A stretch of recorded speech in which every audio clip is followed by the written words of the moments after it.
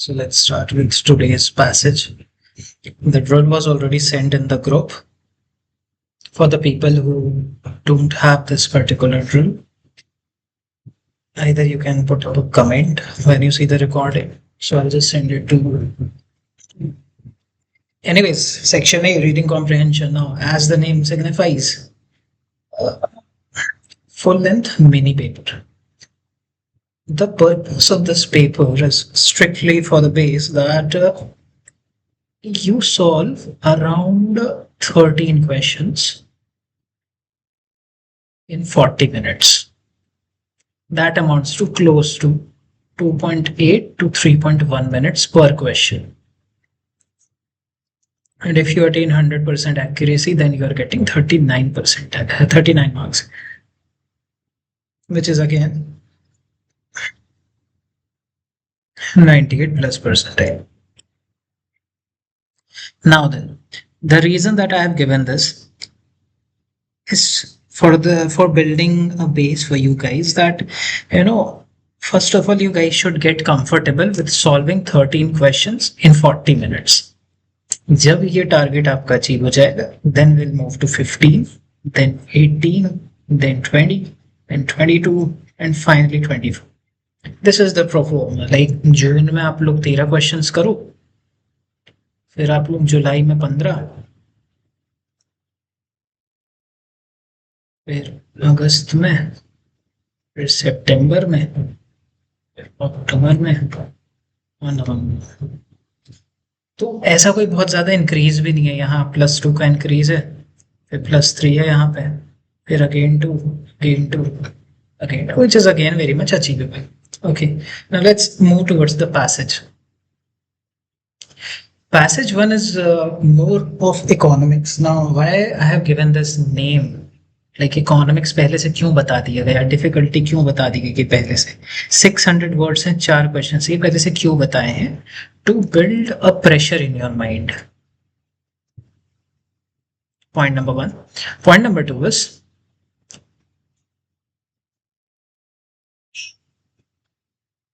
For the self analysis कि भाई आपका कंफर्ट लेवल कहां पे है. इतना पार्ट क्लियर है? यस और no? Come on, say it fast. I don't have already. आप लोग के पास भी नहीं है.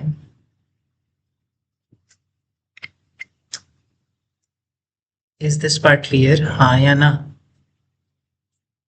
Yeah. Okay. Let's start the passage. The standard. अच्छा, before solving the passage, I would say one thing. Passage को ना as a passage मत deal करो. Try to think of it as a story line. अगर इसको एक story line के जैसे ट्रीट करोगे ना, सच बता रहे बहुत मजा आने वाला है पैसेजेस में. और अगर इसको सिर्फ एक पैसेज के जैसे कंसिडर करोगे तो ये भारी लगेगा पढ़ने में भी और समझने में भी. Let's see.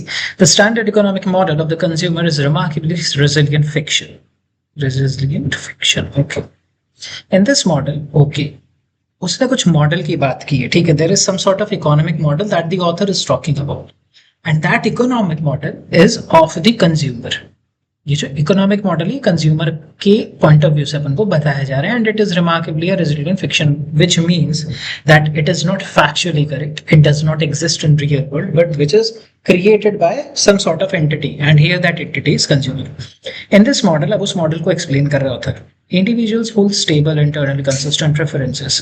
They gather available information efficiently, and they, select from all options before them. जो स्टैंडर्ड प्रोसीजर रहता है कि भाई आपके सामने काफी सारे ऑप्शंस हैं और आप किसी एक ऑप्शन को चूज करते हो कि हाँ यार ये मुझे चाहिए. The one that serves their welfare. ठीक है, वही चीज. द मार्केट, पहले उसने बोला कि ये मॉडल क्या करता है, फिर बता रहा है कि मार्केट में क्या होता है. In this framework it is a neutral arena, a stage on which sovereign preferences are simply revealed. ठीक है, लोगों के प्रेफरेंसेस, फ्री विल में प्रेफरेंसेस उनके रिवील होते हैं. ठीक है, the preferences are revealed. Now, policy accordingly is either absent or minimal. Government should resist the temptation to correct behavior that is by definition already optimal. Overall, if in the first way, if I'm reading this passage, what I'm getting the crux from this is that this paragraph is trying to it is trying to set a stage, ठीक है, it is setting a stage, ठीक है sir. चलो setting stage, किस चीज की stage की बात कर रहे हो सर आखिर आप? हमें कैसे समझ में आया कि आप स्टेज जो बोल रहे हो आखिर वो क्या है, ठीक है, पैटर्न समझने की कोशिश करना है इसका। इसका पैटर्न क्लियरली आपका ये बोलता है कि भाई देखो, एक स्टैंडर्ड प्रोसीजर फॉलो किया जा रहा है। पहले आपको बता रहा है कि कुछ प्रॉब्लम है, ठीक है, there is some sort of economic model of the consumer which is again a resilient fiction, ठीक है।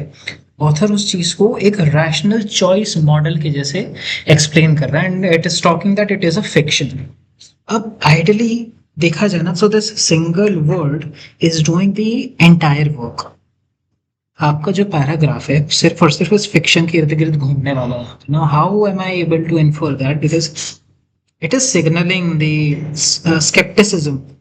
ऑथर के दिमाग में जो स्केप्टिसिज्म है from the outset and the frames जो भी आपके पैसेज में एग्जिस्ट करते हैं, ठीक है। पहले तो भाई ऑथर आपसे बोलता है कि यार देखो, मैं कुछ मॉडल की बात किया, ठीक है, फिर मेरे सोवरिन प्रेफरेंसेस आ जाते हैं, ठीक है, और फिर कुछ न्यूट्रल मार्केट्स भी हैं और कुछ पॉलिसी की बात भी कर रहे हैं।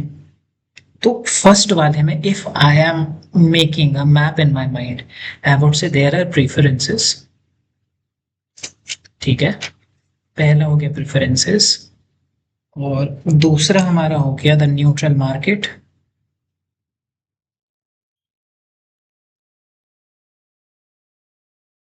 और तीसरा पार्ट आपका हो गया द मिनिमल पॉलिसी। अब आपके दिमाग में होगा कि सर आपने ये चीजें कैसे चूज की? Any point that is covering the major crux of that entire argument, वो आपका मेजर, वो आपका क्या बोलते हैं, सिलेक्शन पॉइंट हो जाता है वहां पे। कि भाई कोई सा भी ऐसा पॉइंट या कोई सा भी ऐसा फैक्ट जो आपके पैराग्राफ में गिवन है, अगर वो ब्रॉडर आइडिया को कवर कर रहा है, then that particular thing is going to be your major thing that is being discussed in that particular paragraph. इतना पार्ट क्लियर है? Yes. Okay, so this was the standard model.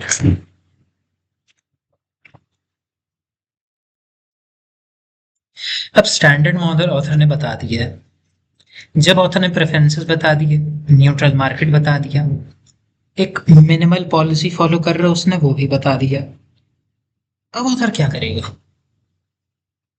क्या वो उस चीज को एक्सप्लेन करेगा, और इज इट द पार्ट कि यार अब वो उन चीजों को क्लैरिफाई करेगा? एक्सप्लेन करना इज डिफरेंट, क्लैरिफाई करना इज डिफरेंट। एक्सप्लेन करना मतलब जो चीजें एग्जिस्टिंग हैं उन्हीं चीजों को इलैबोरेट कर देना, और क्लैरिफाई का मतलब होता है कि भाई आपके जो वहां पॉइंटर्स हैं, जो प्रॉब्लमैटिक थिंग्स हैं, आप उन चीजों पे एनालिसिस करते हो। Let's see what second paragraph has to से।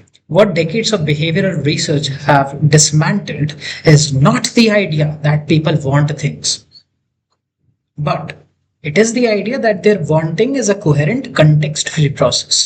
लोगों को जो चाहिए होता है ना, it is a context-free process. There is no set of rules in that. People, it turns out, they evaluate the same slice of cake differently. Philosophy फेंक के मार दी author just to explain this. अगर समझ आ गया तो ठीक है, अगर नहीं आया है then you can simply you can just move ahead from that part, but still we will see because it is practice. People, it turns out, evaluate the slice of cake differently depending on whether it is the last piece or one of 12. They choose differently when options are framed as losses rather than gains. They are disproportionately swayed by defaults by the sequence in which choices are presented, and by the presence or absence of anchoring information that may be wholly irrelevant to the decision at hand. These findings do not merely complicate the standard model, they undermine its normative foundation. जैसे ही हमने ये चीज पढ़ा, हमें एक चीज समझ में आ गई कि यार यहाँ पे कुछ फ्रेमिंग की बात कर रहे होते कि लोगों के दिमाग में परसीव कैसे हो रही है चीजें। The author is talking about the effects of framing. Framing effects की बात कर दी ऑथर ही तो है। अब जब उसने फ्रेमिंग की बात की है, ठीक है, तो इट इज प्रीटी ऑब्वियस कि यार फ्रेमिंग ऐसी तो हुई नहीं होगी। There has to be some sort of default जो वहां एग्जिस्ट कर रहे होंगे, पहले से प्री कंसीव्ड चीजें होंगी वहां पे। जिसके तहत ऑथर ने ये फ्रेमिंग आपको बनाया है, क्योंकि भाई फ्रेम किसी बेस के ऊपर ही बनेगा ना, हवा पे तो बन नहीं सकता frame, there has to be some sort of base. And when we move ahead, आपको ये चीज पता चलती है when you read this that it is the last piece और वन ऑफ 12, आपको ये चीज समझ में है कि यार देखो, लोगों के जो प्रीफरेंसेस हैं, preferences they keep showing on basis of availability.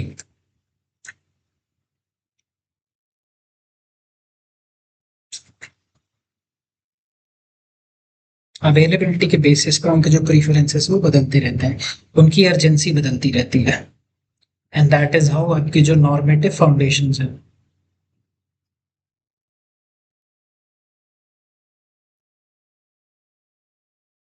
They get undermined. ये दोनों चीजें क्लियर है, हाँ या ना? Yeah. Okay, perfect. Now comes the third part. थोड़ा दिमाग के अपने होराइजन को try to expand the horizon of your mind. The author is talking something about the framing effects. Then the author is talking about the defaults जो पहले से base वहां पे है। फिर बोलता है कि यार प्रेफरेंसेस जो है वो लोगों के बदलते रहते हैं, the basis of availability of things that are there. फिर बोलता है कि यार आपके जो नॉर्मेटिव फाउंडेशंस थे वो तो देखो थोड़ा अंडरमाइन हो रहे हैं यहाँ पे, आप जो चीजें पहले से समझते थे असलियत में वो चीजें वैसी है ही नहीं। That is what normative foundations are. असलियत तो कुछ और ही है। क्या लगता है ऑथर अगला क्या बोल सकता है, आकाश? हाँ, What hello. could the author say in the upcoming paragraph?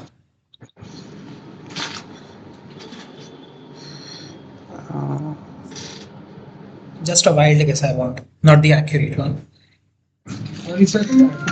Last paragraph में वो जो किया उसको कैरी ऑन कर सकता है ना, एक्सप्लेन Okay. करेगा।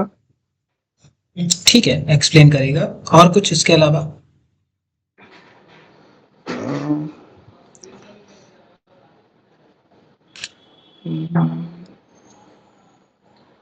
थोड़ा प्रेशर दो अपने आइडिया नहीं दिमाग को। लगता है। नहीं, दिमाग को प्रेशर दो थोड़ा। Okay okay. जब तक आप प्रेशर दो, Khushbu switch on your mic.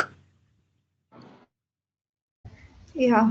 What do you think? What can the author say in the next upcoming paragraph? I think उसी को elaborate कर देगा। ठीक है, that is the answer of a class 12th student. You guys are going to become the managers, MBA करने जा रहे हो, क्रिटिकल रीजनिंग सॉल्व करते हो, think like that. Think as if you are the manager of a multinational company and then answer. क्या हो सकता है?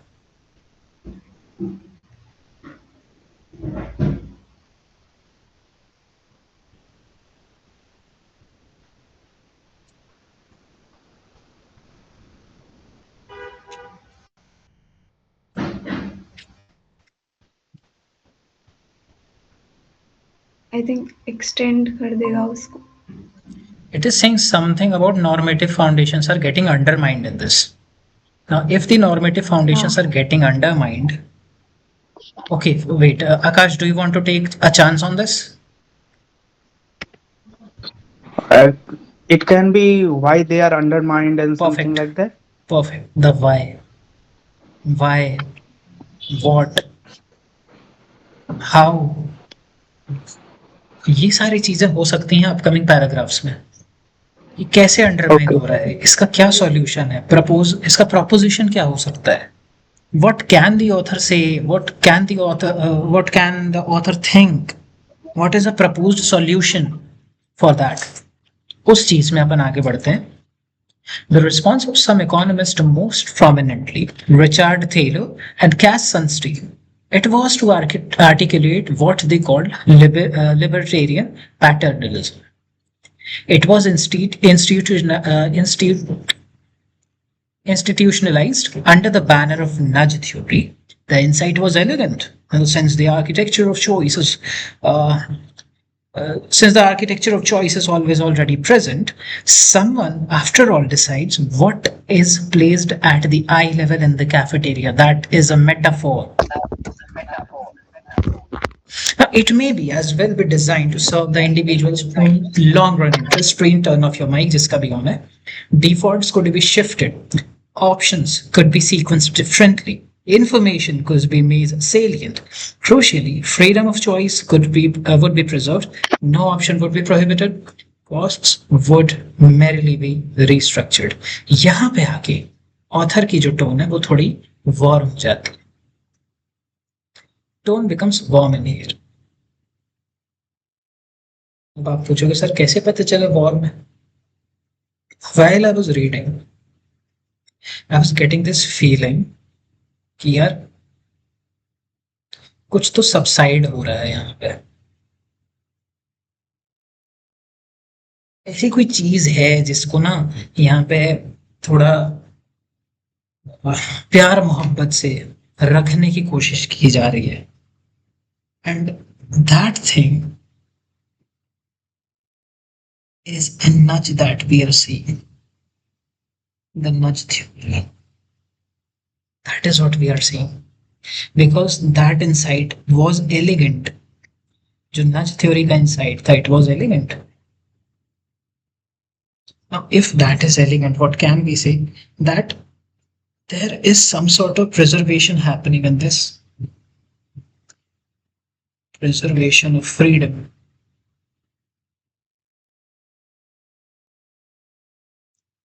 Preservation of freedom है यहाँ पे. The architecture of this, इसका जो architecture है, it is getting redesigned.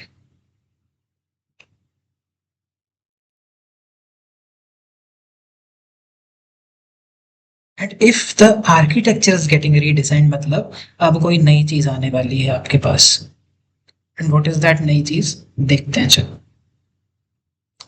Critics from opposite ends of the political spectrum found this framework uncomfortable. Okay, now this particular paragraph becomes important. Why is it, being an important part in this? Is because ध्यान से देखो, critics, political spectrum, framework is uncomfortable. मतलब it could be the case कि भाई इस paragraph से हो सकता है कि आपका क्वेश्चन बन सकता है. आई एम नॉट सेइंग बनेगा, बन सकता है. Because the conservative subject that even benign manipulation is manipulation. छोटा सा मैनिपुलेशन भी देखो मैनिपुलेशन ही कहलाता. The state in redesigning the choice environment implicitly claims that superior knowledge of what citizens really want, which sits uneasily कुछ बकवास कर दिया. Left-leaning critics nudge policy treating behavior locus intervention. ठीक है, institutions का या फिर एक structural inequality हो रही है. ठीक है, there is becoming alibi for governments. If obesity is a choice and it is architectural problem, you need not tax sugar. Under saving is a default problem. आपको एंटाइटलमेंट्स नहीं चाहिए हैं अपनी पेंशन स्ट्रेंथन करने के लिए. तो नज का एलिगेंस क्या है, उसकी खूबसूरती क्या है इन क्रिटिक्स के लिए? That was precisely it's danger. मतलब आपका ये पैराग्राफ आपको दो चीजें बता रहा है. पहला तो यार देखो, आपको यहाँ पे क्रिटिक्स बोल दिया, क्रिटिक्स की बातें कर, मतलब कुछ कर रहे हैं यहाँ पे. If it is talking about critics, मतलब वो उसके प्लस या माइनस तो बताएंगे ना, बिकॉज दे आर क्रिटिक्स, उनका काम ही है ये. अब अगर उनका काम ये है, what I can say in this is कि यार क्रिटिक्स अगर बोल रहे हैं, ठीक है, तो कुछ ना कुछ कंजर्वेटिज्म हो सकता है इसमें. What do I mean by conservatism? यहाँ लिखा है कंजर्वेटिज्म का मतलब क्या है यहाँ पर? That some sort of manipulation is happening. The manipulation is happening, and that manipulation is violating the autonomy.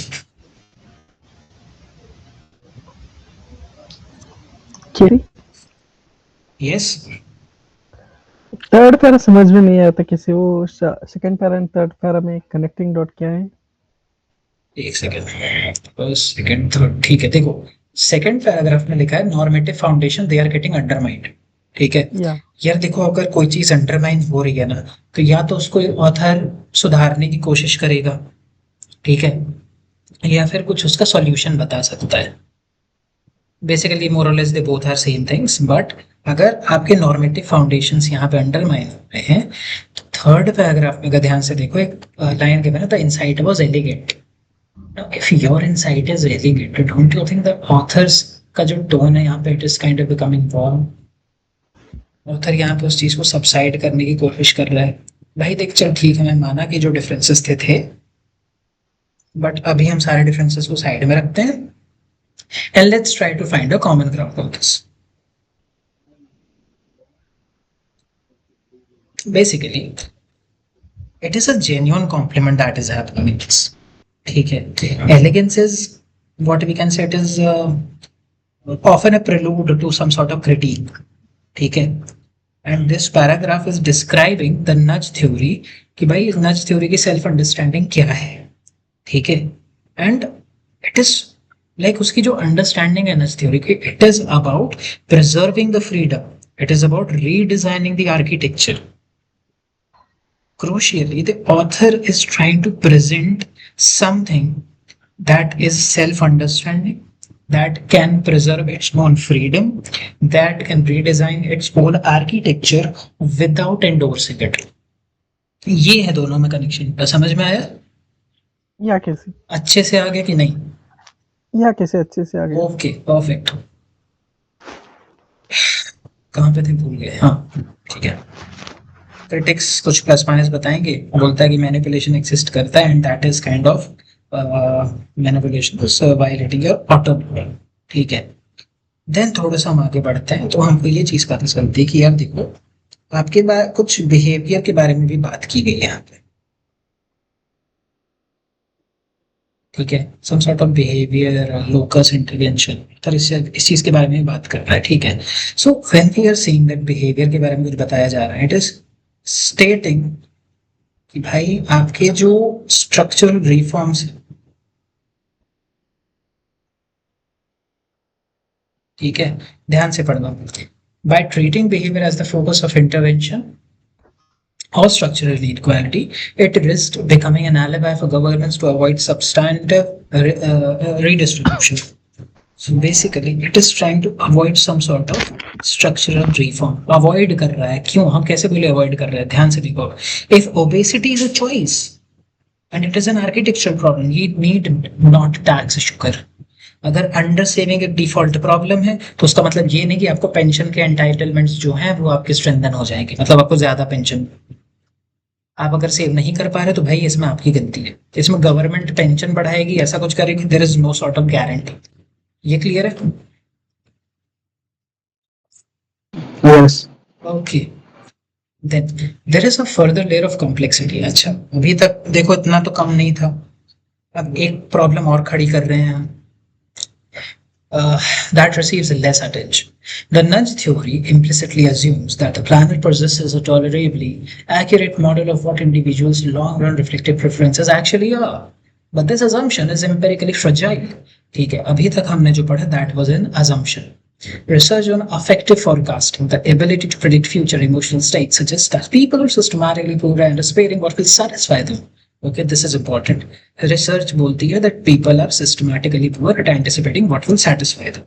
ठीक है. If agents cannot reliably identify their own future preferences, the claim that nudge serve true preferences become difficult to sustain. ठीक है. Claim क्या था कि nudges would serve to true preferences and that becomes difficult to sustain in the long run. We may in some cases be designing choice architectures around a phantom. What is that phantom? It is the imagined stable self who was freed from the distortion of present bias without endorsing the default we have helpfully set for them. Easy way में अगर इसको हम देखें, यहाँ पे आपका एक forecasting failure बताया जा रहा है.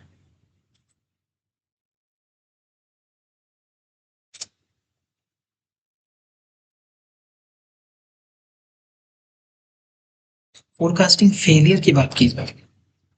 द ट्रू प्रेफरेंसेस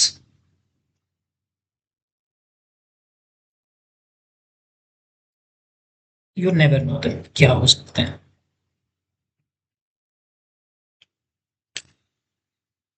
बहुत एक छोटा सा एग्जांपल लेते हैं, बहुत प्रैक्टिकल ग्राउंड्स में. ठीक है. सपोज देयर आर 2 पीपल, 4 लोग हैं, ठीक है, मान के चलते हैं।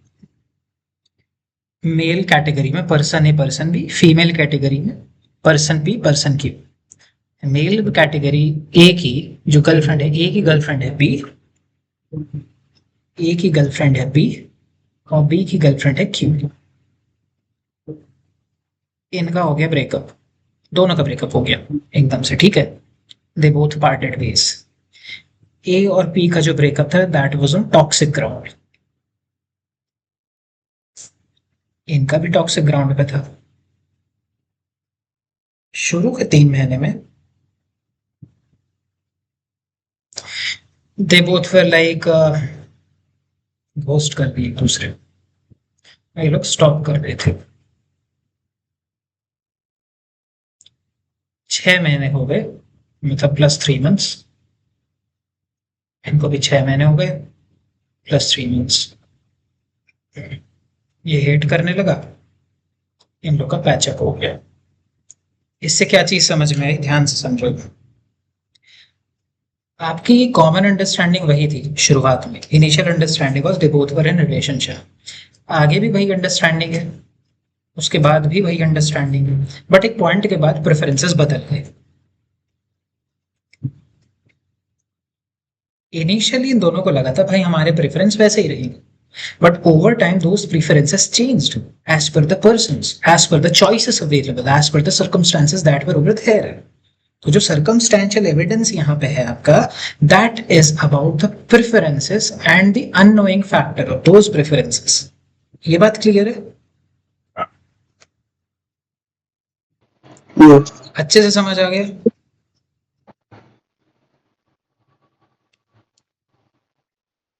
चलो आगे बढ़ते हैं। Final paragraph. None of us condemns behavioral intervention wholesale. Some nudges, automatic enrollment in organ donation, कुछ बकवास किया फिर से। They have produced welfare gains, कुछ भी.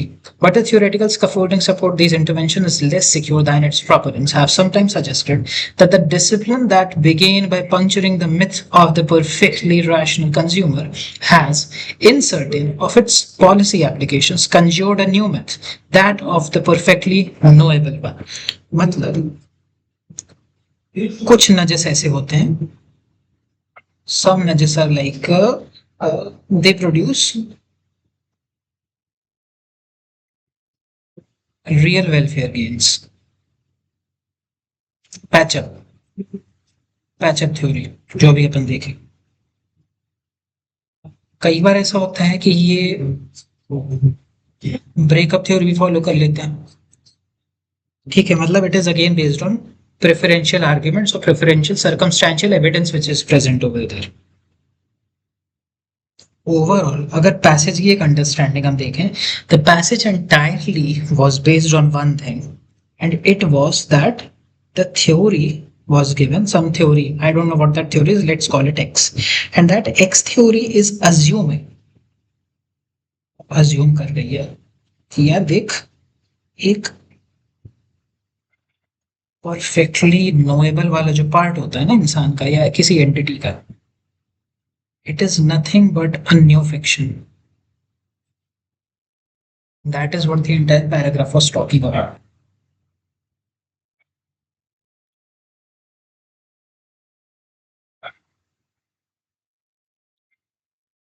मेन आइडिया अगर इसका हम समझने की कोशिश करें तो हमारा मेन आइडिया ये बताता है कि यार देखिए एक नज थ्योरी थी, ठीक है, while it was a more sophisticated than a rational choice model, but somewhere down the lane it was replaced, ठीक है, it was resting on a similarly idealized version of something, and that idealized version of some XYZ thing was based on this rational thinking, rationality के ऊपर based था. That is what the entire paragraph was talking about. Is this part clear? Yes or no? Yeah, I can see. Considering that, let's move. The author's primary purpose in this passage is to. Now, please understand there are two things given in this, which is main idea, and the second one is primary purpose. Sorry, the purpose, not primary purpose. My mistake. I'm sorry for that. Please understand, अगर ऐसा आता है, the author's primary purpose in this passage is to, क्या बताया हमने हमेशा? Main idea, idea. Major arguments, primary purpose, fragments of every paragraph. ठीक है, हर पैराग्राफ के कुछ जो मेन फैक्टर्स रहेंगे वो आपके प्राइमरी पर्पस में आते हैं। ठीक है, चलो देखते हैं। We won't go back to the passage, we'll just try to solve it intuitively. Main idea क्या था आपके जो पैसेज है उसका? क्या था कि भाई कुछ नज थ्योरी के बारे में बात कर रहे हो, कुछ रैशनल चॉइस मॉडल की बात कर रहे हो, कुछ रिप्लेसमेंट हो रहा है, ठीक है,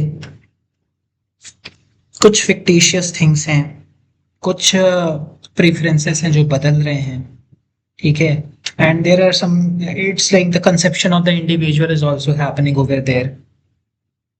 ये एक हमको रॉ डेटा हमको पता है ओवरऑल, ठीक है। आगे देखते हैं। एडवोकेट फॉर द अडॉप्शन, पहला आपका पॉइंट देखो, ये क्वेश्चन आपका सॉल्व हो सकता है इन 40 सेकेंड्स। हाउ? ऑथर का प्राइमरी पर्पस क्या था? क्या ऑथर पूरे के पूरे पैसेज में ऐसा कुछ कर रहा था कि वो किसी चीज को प्रमोट कर रहा है या किसी चीज के लिए डिफेंड कर रहा है? क्या ऐसा कुछ कर रहा था कि author? No, it wasn't doing that. Was he trying to set an example of something? Was the author trying to do something कि यार देख ये चीज तो ऐसे होती है, मैं तेरे को बताता हूँ कैसे किया जाता है? ऐसा कुछ हुआ था क्या पैसेज में? जल्दी बताओ, फास्ट। नहीं। Okay, eliminate. Evaluate the promise, evaluation चल रहा था, प्लस माइनस ऊपर नीचे, कुछ अच्छी चीजें, कुछ बुरी चीजें, कुछ आर्ग्यूमेंट्स, कुछ counter arguments. Yes, very much balanced, I am gonna hold it. Argue that left wing critics of nudge theory argue, arguments थे क्या डिफरेंट डिफरेंट वहां पे? Passage was very simple, it was talking about some sort of theory, कुछ theories की बात कर रहा है, कुछ रैशनल चॉइस मॉडल की बात कर रहा है। तो overall D is also eliminated and the correct answer becomes option number C for this. It took me only 43 seconds to read, to understand and eliminate the options. हमने क्या किया? I played smart in this. How did I play smart in this? I did not go for the purpose. I did not go for understanding each and every paragraph. Each and every option. I just went for those power pointers जो यहाँ पे given है. What are those power pointers? I'm highlighting them. पहला है advocate, दूसरा demonstrate, evaluate, argue. अगर आपको ही इन चीजों का मतलब पता है ना और पैसेज की अंडरस्टैंडिंग आपकी स्ट्रांग हो चुकी है, then this is just a question of 30 to 40 seconds, that's it, not more than that. समझ में आया कैसे करना रहता है? Yes. Okay, let's move ahead then. Second वाला, which one of the following best captures what the author means by the phrase the phantom, the imagined stable self. Author क्या बोलने की कोशिश कर रहा है? देखो, आपने पैसेज में तो पढ़ लिया कि ये फैंटम क्या है, it is some sort of imagine stable self, ठीक है। फैंटम एक ऐसी चीज है जो आप अपने ख्याली पुलाव पकाते हो कि हाँ भाई मैं तो एकदम पूरा, मैं सर्वगुण संपन्न हूँ, I am very stable person in every terminology, उसको बोलते हैं Phantom. Any option that will come close to this or that will validate this is going to be my correct option. Is the understanding of the question clear?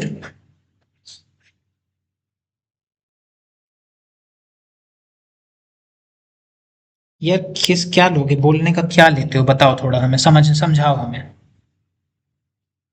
क्या चाहिए। मैं जब पूछते हैं तो आंसर क्यों नहीं करते हो? हाँ,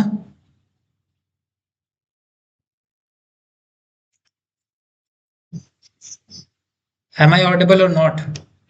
Yes. या Yes. किसी और को? यार हम बताएं, देखो हमारा टैब दूसरा खुला रहता है, तो तुम लोग अंगूठा दबाओ, मैसेज टाइप करो, हम या तो पहले इसको हटाएं, फिर टैब चेंज करें, फिर तुम लोग का देखें, फिर वहां से हटें, फिर इसको खोलें, फिर जूम करें, इसी में चले जाएंगे भाई 1 मिनट। इससे अच्छा माइक ऑन करके तुरंत बोल दिया करो, है ना? ज्यादा बेटर Yes. रहेगा I think. People with mental health conditions cannot serve as reliable models for choice architecture. Okay, fine. If I'm saying that people who have some mental health condition, ठीक है, जो mentally ill हैं, they cannot be like they won't be able to, you know, they are not focusing on this nudge theory का intervention जो है। nudge theory हमें क्या बोल रही थी, ध्यान से समझने की कोशिश करो इसमें थोड़ा। नज थ्योरी हमारी क्लियरली बोलती है कि भाई they are able to make their own decisions, ठीक है, उनका खुद का एक रिफ्लेक्टिव सेल्फ होना चाहिए, they are freed from any sort of present bias, ठीक है, so that they can endorse this nudge designed default. और प्रॉब्लम उसमें क्या रहती है कि अफेक्टिंग फोरकास्टिंग फेलियर्स जो है ना, वो कहीं ना कहीं इन चीजों को अंडरमाइन कर देंगे। इजी टर्मिनोलॉजी में अगर बोलें तो anything that has its own acumen of making assumptions or understanding what can happen with the given set of choices will be my particular answer, ठीक है। लेकिन इसमें क्या बोल रहा है कि भाई people with mental health conditions they cannot serve as reliable models for choice architecture। choice architecture के लिए मेंटली इल लोगों को एक रिलायबल मॉडल के तहत नहीं सर्व किया जा सकता, उनको अपन ये जिम्मेदारी नहीं दे सकते, which is again this is going totally against the passage. Like phantom का मतलब ये तो है ही नहीं ना, eliminated. The rational economic agent that nudge theory assumes is that individuals will become as itself a theoretical construction that may not correspond to any real future state। थोड़ा इसको समझो, ठीक है। इसमें आपको ये फोकस करना है कि भाई जो फैंटम है, ठीक है, इट इज अ रिफ्लेक्टिंग, और वी कैन से फैंटम जो है वो कहीं ना कहीं आपके एक रिफ्लेक्टिव सेल्फ को यहाँ पे डिपिक्ट कर रहा है, ठीक है। रिफ्लेक्टिव सेल्फ को डिपिक्ट क्यों कर रहा है, हमने ये चीज क्यों बोली, बिकॉज देखो फैंटम जो है it is imagined stable self. Ideally stable नहीं है वो, आई गेट इट, वो स्टेबल नहीं है लेकिन इमेजिन कर रहा है, तो कहीं ना कहीं there is sort of self reflection that is happening in this, which is why that seems very very very balanced way. आगे देखते हैं। Present day citizens are fundamentally incapable, मतलब उसमें तो बोलते हैं भाई उनकी औकात ही नहीं है करने की। Governments systematically project their own preferences onto citizens when designing the defaults. Okay. ये भी बैलेंस्ड लग रहा है। दिस प्रूव्स आवर थ्योरी कि बेस्ट वाले में आपके दो ऑप्शंस करेक्ट होंगे, फैक्चुअली तो करेक्ट होंगे, तो ये चीज तो हमारी चलो क्लियर होगी, ठीक है। Now the battle is between B versus D, इसके बीच अपना बैटल है, देखते हैं। ऑप्शन डी बोलता है कि यार गवर्नमेंट्स जो है वो सिस्टमैटिकली क्या करती है ना, वो अपने खुद के प्रेफरेंसेस जो है वो सिटीजन्स पे प्रोजेक्ट करती है, सिटीजन्स पे डालती है, और ये कब किया जाता है, when they are designing the defaults. इसमें सबसे डेंजरस ट्रैप ये है, it sounds like a natural extension I would say, but the passages clearly attributing the problem कि भाई आपको पता ही नहीं है कि लोगों के फ्यूचर की प्रेफरेंसेस क्या होंगे, you don't know, the preferences keeps on changing. A का जो पार्टनर है वो पी है, बी का जो पार्टनर है क्यू है, याद आया 3 महीना 6 महीना, थोड़ा क्लिक कर रहे थे दिमाग में, हाँ या ना। हाँ कैसी। So when I am analyzing this, I am clearly able to understand that this is something that the author is sorry, कुछ बोल रहे हो क्या? Okay, नो कैसी। I am clearly able to understand that the passage is trying to attribute the problem of unknowability of individuals' own future preferences. It is not stating to overreach them. एक specific claim है passage का, और ये आपके passage के claim के against जा रहा है, which is why D is eliminated and B option number second becomes the correct answer. Clear है ये? हाँ कैसी। Okay. According to the passage, the left-wing critics to nudge theory are primarily concerned that,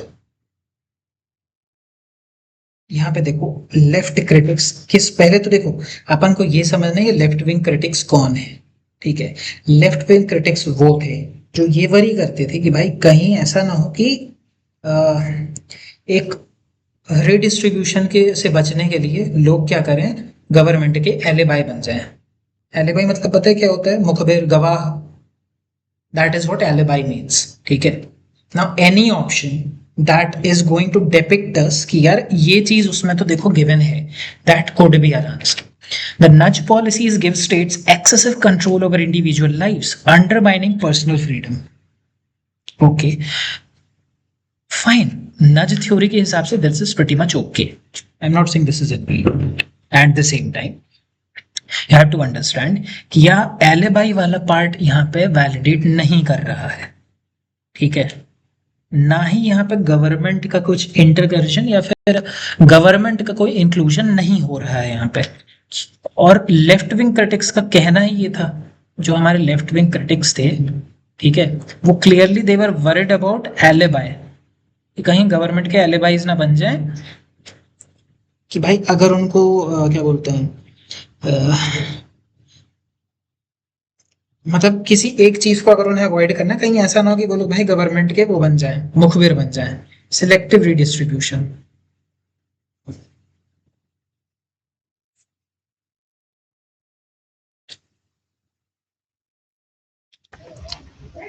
कैसी? Yes, ये समझ में नहीं आया तक। कोई बात नहीं, वापस बताते हैं। सबसे पहले समझो लेफ्ट विंग क्रिटिक्स कौन है।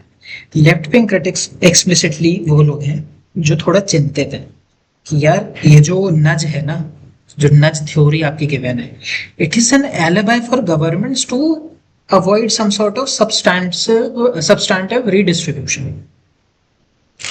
If I am correct and if I remember it clearly, एक सेंटेंस लिखा था वहां पे, दो इनफैक्ट दो सेंटेंस लिखे थे। If obesity is the problem, ऐसा कुछ लिखा था। If obesity is reframed as architecture problem, sugar tax unnecessary, savings का अगर इशू है तो पेंशन स्ट्रेंथन हो जाएगी, ऐसा कुछ लिखा था मंजू वहां पैसेज में। मंजू, मंजू हेलो क्या- कैसी? नहीं हाँ, माइक मतलब वो ऑन हो ये रहा चीज था। ये चीज लिखी थी वहां पे कि नहीं पैसेज में? ओबेसिटी हाँ, का किसी ने कनेक्शन लिखा था। शुगर टैक्स से, सेविंग का कनेक्शन पेंशन स्ट्रेंथन करने से। हाँ, किसी लिखा था। So overall, what is nudge theory trying to do? Here कहीं ऐसा ना हो that they becomes an alibi for governments to avoid substantive redistribution. ऐसा कुछ ना हो जाए कि किसी एक चीज को अवॉइड करने के लिए हम जाके गवर्नमेंट के गवाह हो जाए और वहां पे हमारा जो पूरा का पूरा केस है वो क्रम्बल हो जाए। That is what nudge theory was trying to say. अभी क्लियर है क्वेश्चन? हाँ, क्या कैसे नज clear थ्योरी है। क्या बोल रहे हैं? ठीक है, देखते हैं। चलो, नज policies give states excessive control over individual lives, undermining personal freedom. Undermine थोड़ा ना कर रहे हैं, अंडरमाइन कैसे कर देंगे उनके फ्रीडम को? पर्सनल फ्रीडम को अंडरमाइन? भाई अगर पर्सनल फ्रीडम को अंडरमाइन कर रहे हैं तो ये सब्सटैंटिव रीडिस्ट्रीब्यूशन वाली बात ही कहां से आएगी? अगर आप ऐसे बोल रहे हो कि शुगर टैक्स वाली बात जो सब स्ट्रेंथन कर रहे हो, पेंशन वाली बात, वो तो फिर यहाँ पे फैक्चुअली इनकरेक्ट हो गई पैसेज के हिसाब से, which is why A is incorrect. दूसरा देखते हैं, behavioural interventions are methodologically unsound.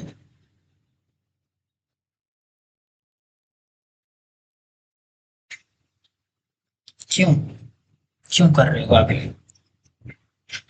Their findings are not reproducible, irrelevant, totally against to the passage. Focusing on individual behavior as the site of policy change may allow governments to sidestep deeper structural reform, substantive redistribution. That is what the author was talking about under nudge theory. Nudge theory assumes that citizens are incapable of making good decisions without state guidance. They are incapable.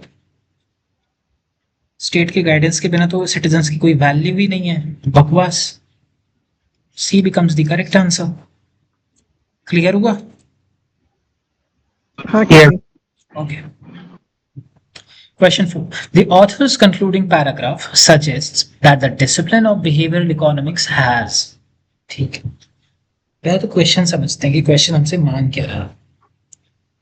Question हमसे बोलता है कि यार देखो, author का जो concluding paragraph ना वो ये बता रहा है कि भाई discipline of behavioural economics, behaviour economics का जो डिसिप्लिन है उसके पास क्या चीज है. तो पहली चीज तो आप लोग ये समझो कि ऐसे क्वेश्चंस में although it is a part of CR inference which is the easy one, लेकिन जब एप्लीकेशन की बारी आती है ना बेटा, an application based question come, तो यहां पे आपको इन्फरेंस तो करना ही है. You have to think 5 steps ahead कि यार अगर अब क्या कर सकता है. अगर ये चीज होगी प्रैक्टिकल ग्राउंड्स पे, अगर मैं देखूं, if this is happening in my real world scenario, what I can consider from this. Can I consider that it is successfully resolving the normative tensions which were identified by both conservative and left-wing critics? The passage nowhere has said that it has resolved any sort of tensions. Tension की कहीं पे बात ही नहीं हुई है resolution की. Final paragraph clearly आपसे बोल रहा है कि यार जो फाउंडेशंस हैं दे आर लेस सिक्योर, आपकी फाउंडेशंस में कमी है. That is what the passage is saying. और आप बोल रहे हो कि भैया नॉर्मेटिव टेंशंस जो थी वो रिजॉल्व कर दिया. मतलब आपने पैराग्राफ की ही आपने पैराग्राफ की ही बैंड बजा दी. I'm sorry for that, guys. I'm really sorry. A is eliminated. ठीक है, B देखते हैं. In dismantling one idealized model of the individual, partly replaced it with another that carries its own unexamined हम भाई हमें नहीं समझ में, हम होल्ड करते हैं, चलो कुछ समझ में नहीं आया. Produced only harmful policy consequences despite its scientific credentials. Now, you know what the problem for me in this option is that यहाँ पे tone mismatch हो गया. Tone is getting mismatched. How the tone is getting mismatched? The author is conceding that कुछ author बोला था welfare gains के बारे में. अगर हम अच्छे से याद है, organ donation, plain packaging, ये मतलब ये चीजें बोला था ऑथर, और यहाँ पे बोल रहा है they are producing only harmful policy. How can the author promote that? जब आप बात यहाँ पर डिसिप्लिन की कर रहे हो और आप यहाँ पे बोल रहे हो कि भाई सिर्फ हार्मफुल पॉलिसीज यहाँ पे प्रोड्यूस की जा रही है, which is again going totally against the paragraph and it is against the tone of the paragraph, which is why C is also eliminated. D देखते हैं एक बार क्या है. Demonstrated conclusively that governments should not intervene in individual economic decisions. Okay, now the battle is between again B versus D. देखते हैं, चलो B को अगर एनालाइज करें, is it answering my question? Let's see. Question बोलता है author का जो कंक्लूडिंग पैराग्राफ है वो आपको सजेस्ट किया कि भाई बिहेवियरल इकोनॉमिक्स का जो डिसिप्लिन है उसमें क्या चीज एग्जिस्ट करती है. Does it consist of this demonstration which is saying that the government should not intervene in individual economic decisions, or it is focusing on the part that when you are dismantling one idealized model of the individual, it is partly replaced with another that carries its own unexamined assumption. Again, यहाँ पे अगर हम देखो B को analyze करें, ठीक है, if I am analyzing B is saying preferences, they keep on changing,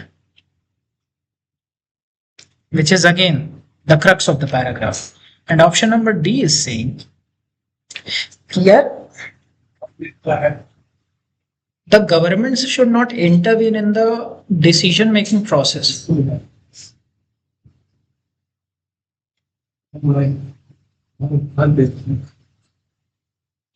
दोनों में से ज्यादा बैलेंस्ड आपको क्या लग रहा है? Because I have made my like decision. आपको क्या लग रहा है बैलेंस्ड और ज्यादा पैसेज से रिलेटेड कौन सा ऑप्शन है? B. Exactly. B. Because it is talking about the preferences they keep on changing, which is why B is the correct one and D is eliminated. अभी बात क्लियर हुई हाँ कि कैसे सॉल्व करना था इसको, मतलब कैसे प्रोसीड करना था, सारी या चीजें किसी समझ में आई।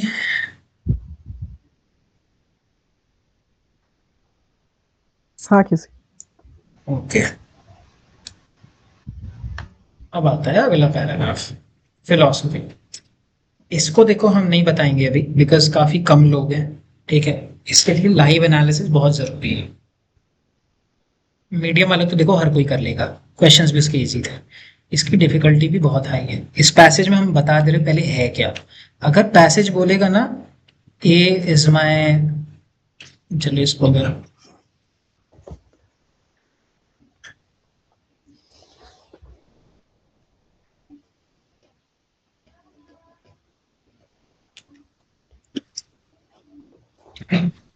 पैसेज बोल रहा है कि बी का जो पति है वो ए है, plus means male minus means female, ठीक है। चलो पैसेज बोल रहा है कि B is A is husband of B, fine, ठीक है। आगे बढ़ते हैं थोड़ा सा।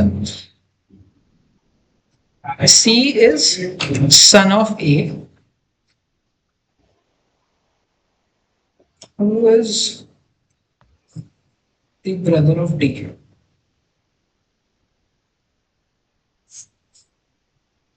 brother of D, हाँ ठीक है।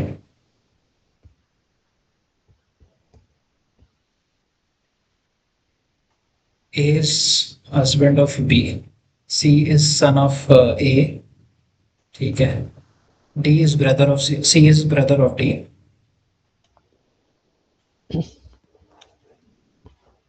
क्वेश्चन है who is mother of C?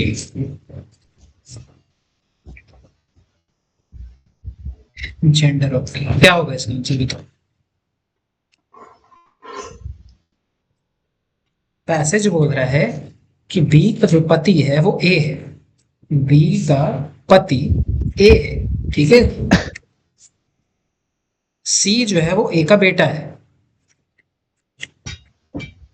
Eight the same time C is also the brother of D and the question is who is the mother of C and आपको D का gender बताना है। ये है आपका पैसेज ऊपर और ये है नीचे आपका क्वेश्चन।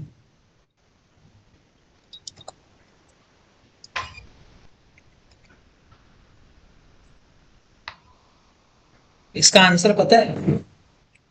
कुछ लोग होंगे इसका आंसर बी लिख देंगे कि हाँ बी का पति अगर ए है और सी ए का बेटा है तो इसका मतलब ये हुआ कि सी जो है बी जो है वो सी की माँ है। How can you say that? क्या आपको स्टेटमेंट पे कहीं पे भी ऐसा कोरिलेशन बताया गया बी और सी का? वॉज देयर एनीथिंग मेंशन्ड या आपने खुद से अज्यूम किया कि हाँ ये बी का ही बेटा है? हो सकता है इसका कुछ एक्स्ट्रा मैरिटल अफेयर रहा हो ई के साथ और ये बेटा उसका। It could be the case because it is not given in the question. और यहाँ पे बच्चा बी मार्क करके गलत कराएगा, फिर बोलेगा अरे यार क्वेश्चन गलत बताया था। आंसर होना चाहिए इसका कैन नॉट बी डिटरमाइंड। ये क्वेश्चन स्नैप और एनमैट में आते हैं। समझे? तो पैसेज ये पूछ रहा है, क्वेश्चन कुछ और पूछ रहा है। बच्चे मार्क करेंगे भी आंसर है सेकेंड ही।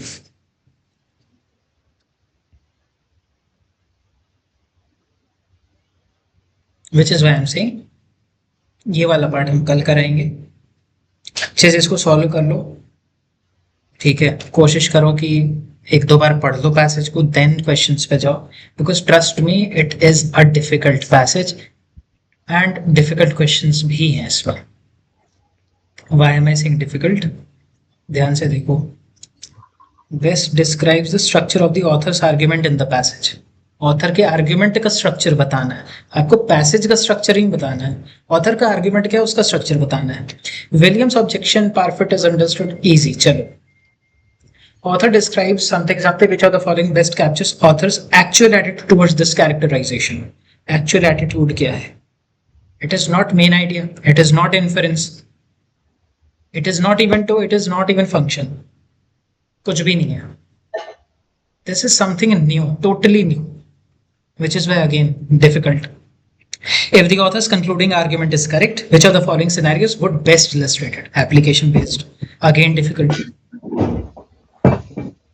डरा नहीं रहे हैं, ऐसे क्वेश्चंस एक्सपेक्ट करो कि हो सकता है एग्जाम में आ जाए. ठीक है, you guys should be happy कि यार ऐसे इस टाइप के क्वेश्चंस बताए जा रहे हैं आप लोग को. You are getting a new opportunity to learn something new. ठीक है, considering that the class is over for today.